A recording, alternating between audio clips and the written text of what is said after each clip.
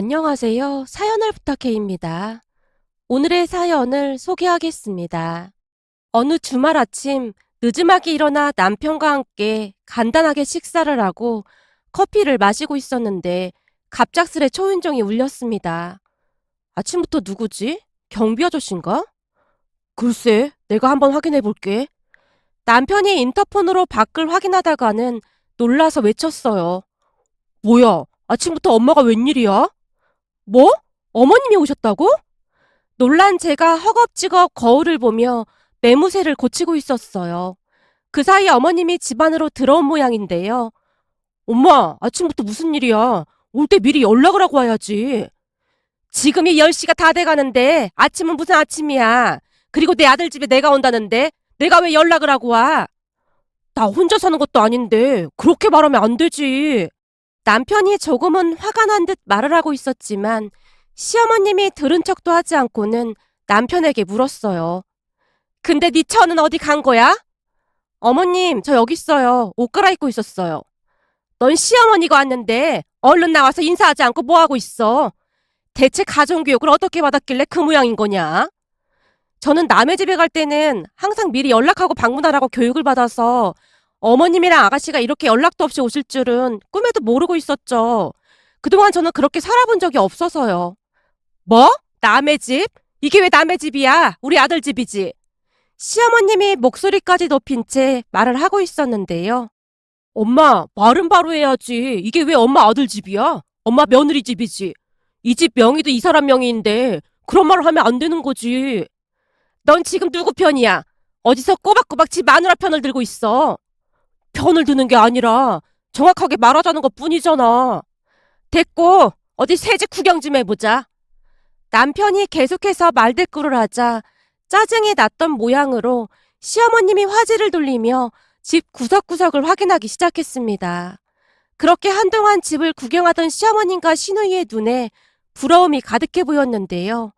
아마도 이사하면서 리모델링까지 했던지라 집이 많이 좋아 보였던 모양이었어요. 34평이라고 하더니만 집이 더 커 보이네. 싹 다 고치니까 아주 깔끔하고 좋구나. 그러게, 나도 이런 집에서 살아보고 싶다. 진짜 부럽다. 순간 아가씨의 눈에 눈물이 그렁그렁 맺혀 있었어요. 사실 아가씨는 대학생 때 혼전 임신으로 급히 결혼식을 올렸다고 합니다. 그때는 우리가 아직 결혼을 하지 않았던 때였기에 그냥 듣기만 했을 뿐이었어요. 그 뒤 아가씨는 출산을 하고 육아로 인해 학교에 복학도 못했다고 합니다. 그랬기에 아가씨네는 사는 게 항상 힘들 수밖에 없었는데요. 고모부는 어찌어찌 대학을 졸업하고 중소기업에 들어가긴 했지만 아무래도 형편이 어려울 수밖에 없었어요. 거기다 고모부 집안에서는 아가씨를 마음에 들어 하지 않았기에 그냥 모르쇠로 일관하며 어떠한 지원도 해주지 않았다고 합니다. 결국 임신한 딸을 그리 둘 수가 없었기에 시부모님이 급히 작은 전세방 하나를 얻어주고는 결혼을 시킨 모양인데요. 아가씨만 보면 시부모님이 땅이 꺼져라 한숨을 내쉬곤 했어요. 그래도 둘이 큰 문제 없이 잘 살고 있는 듯 해 보였기에 아가씨와 적당한 거리를 둔 채 지내고 있었어요. 물론 저도 처음에는 아가씨와 친해지고자 많은 노력을 하기도 했지만 시간이 지나면 지날수록 아가씨의 말도 안 되는 투정과 억지에 질릴 대로 질린 채 어느 순간부터는 자연스레 거리를 유지하게 되었어요. 그런 아가씨에게는 참 나쁜 버릇이 하나가 있었습니다. 막내로 자라서 그런지 마음에 드는 것이 있으면 무조건 본인 것으로 만들어야만 직성이 풀리는 그런 성격이었어요. 처음에는 아가씨와 잘 지내기 위해 아가씨가 만나자고 하면 기분 좋게 만나곤 했었는데요. 만날 때마다 제가 가지고 있는 것들을 막무가내로 달라고 하면서 아가씨가 떼를 쓰곤 했어요. 언니, 그 백 어디 거예요? 그거 엄청 비싼 거죠? 글쎄요. 가격은 저도 잘 모르겠어요. 엄마가 사준 거라서요. 진짜요? 와, 돈 많은 사람들은 가격 그런 거 신경도 안 쓰고 막 사는구나. 진짜 부럽다. 난 언제 저런 백 한번 들어보나? 저도 선물 받은 거라 그런 거지. 이런 거 막 사고 그러진 않아요. 그래도 언니는 선물해줄 사람이라도 있잖아요. 나도 언니처럼 그런 거 막 사주는 부모 만났으면 얼마나 좋았을까요? 난 왜 이렇게 돈 없는 부모를 만난 건지 모르겠어요. 아가씨가 원망 가득한 목소리로 중얼거리는 듯 말을 하고 있었는데요. 남편이 놀란 채 아가씨에게 한마디를 했어요. 넌 무슨 말을 그렇게 하냐? 다른 사람도 아니고 네가 그런 말을 하면 안 되지. 너 결혼할 때 전세를 얻어준 것도 부모님이 해준 건데 넌 진짜 양심도 없다. 부모라면 그 정도는 당연히 해줘야 하는 거잖아. 세연이 부모님은 비싼 명품백도 막 사주는데. 너 정신 차려. 세상에 당연히가 어딨어. 난 결혼할 때 부모님한테 아무것도 못 받았어. 그건 세연이네가 부자니까 그런 거잖아. 나도 세연이네 부모님처럼 부자 부모님 만났으면 이렇게 살진 않았을 텐데 진짜 너무 억울해. 너 진짜 너무한다. 내 앞에서 그런 말 하는 거 진짜 양심 없는 거 아니냐? 우리 결혼할 때 부모님이 도와주겠다고 하는 돈도 네가 다 가져갔잖아. 그런데 네가 어떻게 그런 소리를 할 수가 있어? 사실 우리가 결혼할 때 양가에서 조금씩 도움을 주겠다고 합의를 봤었는데요. 그 소리를 듣자마자 아가씨가 방바닥을 떼굴떼굴 구르면서 난리를 치는 바람에 결국 그 돈을 아가씨네가 다 가져갔거든요. 그때 당시 남편뿐만 아니라 저도 상당히 기분이 나쁘긴 했지만 힘들게 사는 아가씨를 안쓰럽게 생각하려고 노력하곤 했습니다. 하지만 남편은 그때의 앙금이 여전히 가시지 않은 듯 해보였어요. 그런 와중에 아가씨가 제게 말도 안 되는 소리를 했습니다. 언니, 그 백 저 주면 안 돼요? 이 백을요? 네, 언니는 그 백 말고도 집에 많이 있잖아요. 근데 저는 집에 에코백밖에 없거든요. 에코백 볼 때마다 제 인생이 참 비참해지거든요. 아가씨, 미안한데 좀 전에도 말했듯이 이건 우리 엄마가 선물해 주신 거라 안 될 것 같아요. 그럼 곧 내 생일 다가오는데 언니가 그런 백 하나만 사주면 안 돼요? 아가씨가 눈까지 반짝이며 제게 말하고 있었는데요. 이게 한두 푼 하는 것도 아니고 네 백을 왜 우리 집사람이 사줘? 어디서 말도 안 되는 소리를 하고 있어? 말이 안 될 게 뭐가 있어? 내 친구들은 새언니가 시누이라도 깍듯이 모신다고 하던데 한 집안에 며느리로 들어왔으면 며느리 노릇은 해야 할 거 아니야. 뭐? 며느리 노릇? 네가 지금 그런 소리 할 입장이야? 만날 때마다 네 새언니 거 빼앗다시피 가지고 간 게 어디 한두 번이야? 넌 대체 양심이라는 게 있긴 한 거냐? 내가 뭘 또 다 가져갔다고 그래. 그래봐야 새언니가 쓰던 중고 가지고 간 건데. 아가씨가 뻔뻔한 얼굴로 입술을 삐죽이다가는 제게 다시 물었어요. 언니, 그러지 말고 그 백 저한테 주세요. 저 진짜 갖고 싶단 말이에요. 아가씨, 제가 분명히 안 된다고 했잖아요. 이 백은 진짜 안 됩니다. 제가 최대한 단호한 목소리로 말했는데요. 그 순간 아가씨가 눈물을 뚝뚝 흘리기 시작했어요. 언니, 그까짓 중고 가지고 너무 생색내는 거 아니에요? 제가 새 거를 사달라는 것도 아니고 그냥 쓰던 중고를 달라고 하는 건데 그게 그렇게 어려운 부탁을 한 건가요? 저 진짜 갖고 싶어요. 그러니까 그 백 그냥 저 주세요. 아가씨가 순식간에 제 백을 낚아채더니만 등 뒤로 감췄는데요. 그 모습에 저도 화가 머리끝까지 치밀어 오르고 말았습니다. 아마도 그동안 꾹꾹 눌러 참고 있던 것들이 제대로 폭발한 것 같았어요.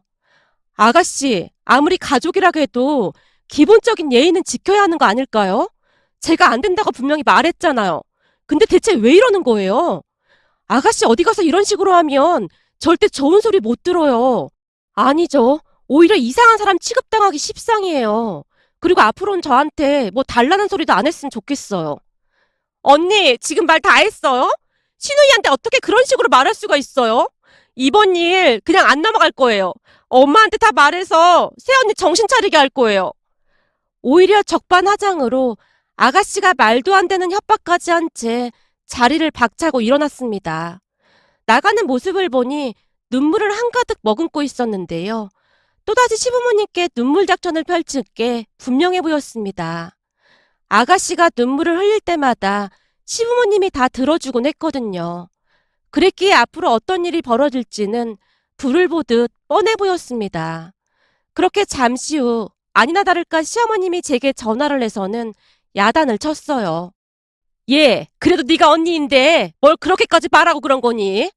너도 알다시피 네 시누이 사는 형편이 어렵다 보니 네가 가지고 있는 게 부러웠던 모양인데 꼭 그렇게까지 심하게 말을 했어야 했니? 어머님, 이럴 땐 아가씨를 두둔할 게 아니라 따끔하게 혼을 내야 하는 거예요. 네가 지금 시애미를 가르치려고 하는 거냐? 넌 진짜 피도 눈물도 없는 것 같구나. 네 시누이가 네 친동생이었어도 그랬겠니? 아니죠. 당연히 그러지 않았겠죠. 만약 제 친동생이었다면 그 자리에서 깃방망이를 날려서라도 가르쳤겠죠. 친동생이 아니니까 그 정도로 끝낸 겁니다. 세상에나? 얘 말하는 것 좀 봐. 너 지금 나랑 한번 해보자는 거냐? 뭐가 어쩌고 어째? 깃방망이를 날려? 그러니까 네 말은 네 시누이 깃방망이를 날리고 싶었다 그 말인 거냐?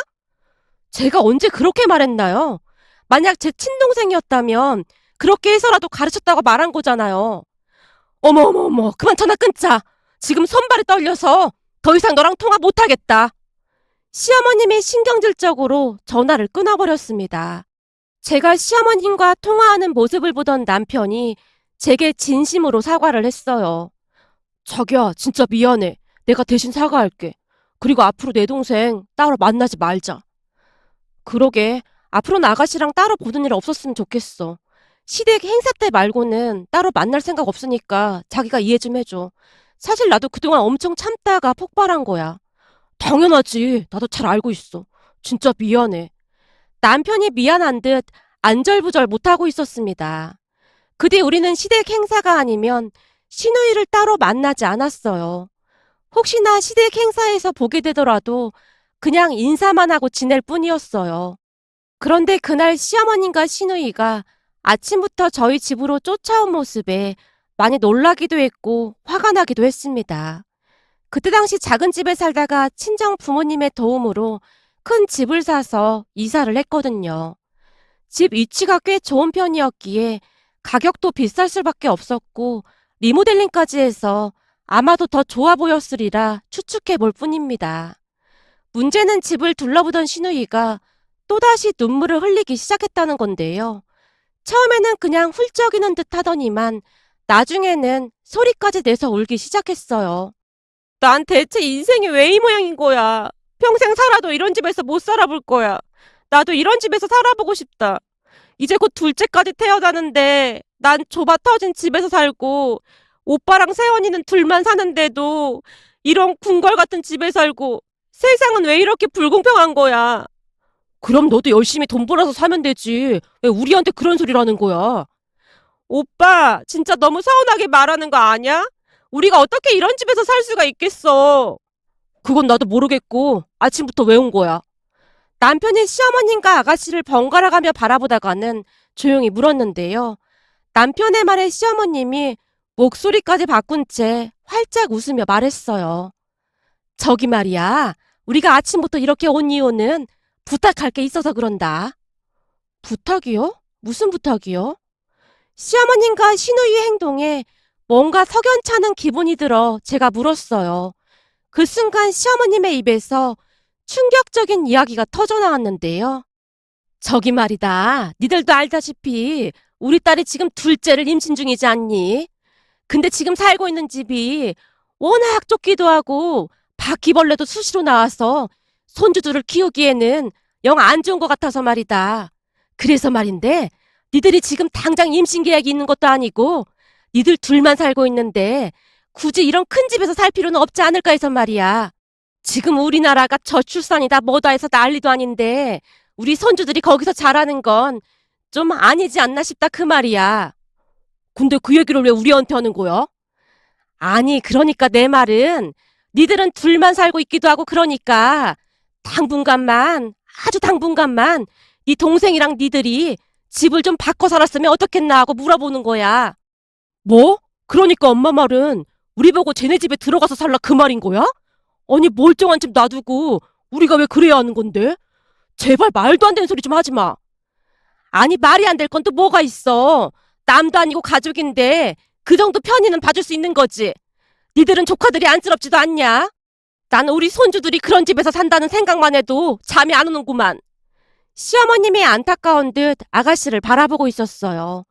그 모습이 어찌나 기가 막히던지 저도 모르게 두 사람에게 큰 소리를 내고 말았습니다. 어머님, 그게 지금 말이 된다고 생각하세요? 예, 무자르듯이 딱 자르지 말고 진지하게 한번 생각해보거라. 이 동네가 학군도 좋아서 우리 손주들이 지내기 아주 딱 좋다 그 말이야. 그럼 나중에 우리가 다시 집을 비워달라고 하면 그때는 어떻게 하실 건데요? 그거야 그때 가서 다시 생각해보면 되는 거 아니겠냐? 우선은 급하니까 그렇게 하자는 거야. 니들이 조금만 양보하면 모든 게 만사형통할 것 같다 그 말이야. 아니죠. 제 이름으로 된 멀쩡한 집을 놔두고 그럴 이유는 없는 거죠. 그것도 우리 친정 부모님이 도와주신 건데 절대 그렇게는 못하겠습니다. 예, 그러지 말고 다시 한번 생각해다오. 내가 오죽하면 이러겠니? 네 시누이가 여기서 평생을 살겠다는 것도 아니잖니? 그냥 몇 년간만 살겠다 그 말인 거잖아. 어머님, 저희는 절대 그렇게 못하니까 그런 줄 알고 그만 돌아가 주세요. 제가 딱 잘라서 말을 한 뒤 방 안으로 들어가려고 뒤를 돌았는데요. 엄마, 얼른 나가. 이게 대체 뭐 하는 짓이야? 진짜 내가 엄마랑 너 때문에 창피해서 집사람 얼굴을 못 보겠어. 그러니까 제발 좀 나가줘. 남편이 두 사람을 억지로 밖으로 밀어내고 있었습니다. 그 순간 시누이가 바닥에 주저앉은 채 다리까지 내저으며 큰 소리로 울기 시작했어요. 그냥 바꿔줘. 다른 사람도 아니고 임산부 부탁인데 그것도 못 들어줘? 내가 집을 달라는 것도 아니고 그냥 우리 돈 벌 때까지 몇 년만 산다는 거잖아. 그러니까 바꿔줘. 좁아 터진 집에서 둘을 어떻게 키워? 외삼촌 외숙모가 그런 것도 못 도와줘? 아가씨, 억지 부릴 걸 부려요. 어떻게 그런 부탁을 할 수가 있어요? 그럼 돈이라도 좀 빌려줘. 오빠랑 세연이는 이렇게 좋은 집에서 살면서 나한테 찔리지도 않아요? 아니, 우리가 찔릴 게 뭐가 있어요? 아가씨야말로 우리한테 뭐 찔리는 거 없어요? 우리 결혼할 때 시부모님이 도와준다고 하던 돈도 아가씨가 난리쳐서 다 가져갔잖아요. 난 더 이상 할 말 없으니까 그만 나가줘요. 예, 그럼 출산하고 딱 1년 정도만 지내면 안 되겠니? 집이 워낙 좁으니까 네 시누이가 심란해서 그런 거잖니. 아니요, 절대 그럴 생각 없습니다. 그리고 어머님도 그러시는 거 아니에요. 이 집 구할 때 우리 친정 부모님이 도와주셔서 어렵게 구한 겁니다. 근데 제가 왜 그래야 하는 거죠? 전 절대 그럴 생각 없으니까 그만 돌아가 주세요. 제가 독하리만큼 냉정하게 말하며 두 사람을 노려보고 있었는데요. 내가 살다 살다 너 같은 독종은 처음 본다. 그래, 넌 친정부모 잘 둬서 아주 좋겠구나. 네, 저도 우리 부모님께 항상 감사하는 마음으로 살고 있습니다. 그래서 앞으로 효도도 많이 하고 그러려고요. 너 그러다 언젠가는 천벌 받는다. 네 시내이가 홀몸도 아니고 임신까지 한 몸으로 울고불고 하고 있는데 어쩜 그렇게 독하게 말할 수가 있는 거냐? 너 앞으로 우리 얼굴 볼 생각도 하지 마라. 이참에 그냥 영 끊고 살자꾸나. 독한 네 얼굴 보고 있으면 소름이 끼쳐서 더 이상 네 얼굴 못 보겠구나. 네, 알겠습니다, 어머님. 어머님 말씀 받들겠습니다. 뭐가 어쩌고 어째? 이런 싹퉁바가지 같은 것을 봤나? 너 혼자 잘 먹고 잘 살아라. 넌 뭐 하고 있어? 짐 싸지 않고. 시어머님이 남편을 향해 소리쳤는데요. 너? 내가 짐을 왜 써? 그럼 너는 네 엄마랑 동생이 이런 꼴을 당했는데도 저 독한 것이랑 그냥 살겠다는 거야? 아니, 우리 아내가 독하긴 뭐가 독해. 내가 보기엔 두 사람이 제정신이 아닌 것 같구만. 잘 됐네. 앞으로 엄마가 그리도 아끼는 엄마 딸이랑 잘 살길 바랄게. 그리고 우리랑은 그냥 영 끊고 살자. 그리고 말이야, 제가 저렇게 된 거에는 엄마 아버지 잘못도 커. 잘못됐으면 따끔하게 혼을 내서라도 가르쳐야지. 울기만 하면 맨날 오냐 오냐 하니까 제가 이런 말도 안 되는 짓을 하는 거 아니야. 이건 뭐 날강도도 아니고 갑자기 쳐들어와서는 집을 바꿔달래. 내가 이렇게 기가 막힌데 우리 아내는 얼마나 기가 막히겠어. 아무튼 다 필요 없고 앞으로 우리 얼굴 볼 생각도 하지 마. 네가 그러고도 오빠야? 하나밖에 없는 여동생이 이렇게 부탁을 하는데도 그것도 못 들어줘? 그래, 얼마나 잘 사나 보자. 시어머님이 시누이를 데리고 밖으로 나갔어요. 그리고 그 뒤부터 우리는 시댁과 연을 끊고 살게 되었습니다. 사실 연을 끊고 살다 보니 말도 많고 탈도 많던 시댁일에서 오히려 해방된 것 같아서 마음이 편하기까지 했어요. 남편 또한 허구한 날 사고치는 시누이 때문에 골머리를 썩고 있던 찰나에 모든 것을 다 내려놓고는 맘 편히 지내는 듯해 보였어요. 그동안 오빠라는 이유만으로 참 힘들게 살았다고 했으니까요. 그렇게 시댁과 연을 끊고 2년 정도가 지난 어느 날 시아버님이 우리 집으로 찾아오셨는데요. 무슨 일이 생긴 모양으로 많이 취하신 상태였어요. 그리고는 충격적인 말을 하기 시작했습니다. 네 동생이 그 뭐냐? 깡통 전세 사기를 당해서 우리 집으로 들어왔다. 네? 깡통 전세 사기요? 니들한테 그 난리를 치고 와서는 새 집으로 이사 간다면서 돈을 내놓으라고 난리를 쳤지 뭐냐. 내가 절대 해주지 말라고 그렇게나 뜯어말렸는데 니들 엄마가 짐까지 싸서 집을 나가버리는 바람에 어쩔 수 없이 아파트 담보 대출까지 받아서 줬어. 무슨 평수 넓은 신축 빌라 전세로 들어간대나 뭐래나 그러더구나. 그래서 내가 웬만하면 거기는 들어가지 말라고 했는데 오래된 집은 지긋지긋하다고 하면서 결국 거기로 들어가더구나. 내가 어디서 듣기로 신축 빌라 시세는 정확히 알기도 어렵고 뻥튀기도 심해서 조심하라고 했는데 알고 보니 들어간 전세 가격이 그 빌라 매매가보다 비쌌다고 하더구나. 그렇게 뜯어말렸는데 모든 게 새 거라고 하면서 덜컥 전세 계약을 했다지 뭐냐. 근데 그 빌라 주인이 그런 걸 수십 채 가지고 있다고 하는 것 같은데 고의로 파산 신청까지 하고 경매로 넘겼다고 하더구나. 그럼 그 전세금까지 다 날렸단 말이에요? 경매 결과가 나와봐야 알겠지만 조금이라도 건졌으면 좋겠는데 돌아가는 상황을 보니 보통 큰일이 아니더구나. 그것들이 우리 집으로 짐까지 싸서 들어와서는 생활비 한 푼도 안 주고 허구한 날 싸우고 난리도 아냐. 네 매진의 집에서는 그냥 내놓은 자식이니까 연락도 하지 말라고 하고 있고 말이야. 내가 전생에 무슨 죄를 지어서 이러고 살고 있는 건지 모르겠다. 혹시나 니들한테도 연락 와도 절대 연락받지 마라. 네 엄마 전화도 그냥 차단해. 시아버님이 한참 동안을 하소연만 하다가 집으로 돌아가셨습니다. 시아버님의 축 처진 어깨를 보던 남편이 한마디를 했어요. 애물단지라는 말이 딱 맞는 말이네. 예전부터 그렇게 말썽을 피워대더니만 결국 집안을 풍비박산 내는구만. 사실 동생이 그러는 거에 팔알은 엄마 아버지 잘못이 커. 맨날 막내라고 오냐오냐 했으니 세상 무서운 줄 모르고 저러고 살고 있지. 남편이 고개를 절레절레 흔들며 긴 한숨을 내쉬고 있었어요. 그런데 시아버님이 다녀가시고 몇 달 뒤에 시어머님이 다시 우리 집에 찾아오셨는데요. 아마도 우리가 전화를 받지 않으니 직접 찾아오신 듯 해 보였어요. 집에 들어오자마자 제게 사과를 하고 싶다는 말을 하시면서 예전처럼 잘 지내보자고 하더라고요. 하지만 남편과 저는 그런 시어머님을 그냥 돌려보냈습니다. 어떻게 보면 우리가 냉정해 보일 수도 있을지 모르겠지만 그렇다고 해서 우리까지 그 불구덩이로 들어갈 수는 없는 노릇이었으니까요. 시아버님 또한 다시 전화까지 하셔서는 절대 모른 척하라는 당부까지 하셨는데요. 니들이라도 잘 살아야지. 이러다가는 다 같이 망할 것 같구나. 그니까 니들은 그냥 모른 척해라. 내가 뿌린 건데 내가 책임을 져야 하지 않겠냐? 라는 말씀까지 하셨거든요. 그 뒤 우리는 밖에서 몰래 시아버님만을 만나서 소식을 듣곤 했습니다. 그러던 어느 날은 시누이 가족들이 결국 시댁에서 쫓겨났다고 하는데요. 시아버님이 큰 결심을 한 채 내쫓은 것 같아 보였어요. 그 뒤 살 길이 막막해진 시누이 부부는 어쩔 수 없이 고모부 본가로 들어갔다는데요. 그곳에서 사돈어르신 농사일을 도우며 같이 살고 있다고 합니다. 사돈어르신 두 분이 평소 시누이를 탐탁지 않아 했기에 시누이가 엄청 고생을 하고 있는 건 말할 것도 없었고요. 정말 힘이 들긴 한 모양으로 시누이가 허구한 날 전화를 해서는 울고불고 난리도 아니라고 하네요. 사돈어르신이 양봉업도 하고 계신 모양인데요. 그 양봉업을 시누이에게 일임하고는 매일매일 가르치고 있다고 합니다.